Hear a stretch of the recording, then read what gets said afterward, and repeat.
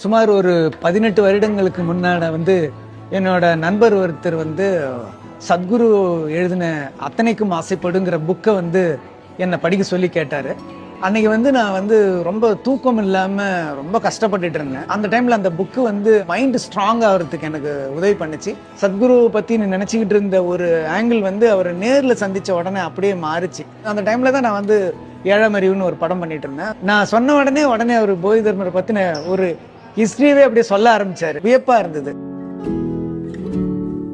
Miracle of mind அப்படிங்கிற இந்த app ஒரு 7 மினிட்ஸ் நான் அது ப்ராக்டிஸ் பண்ணேன்.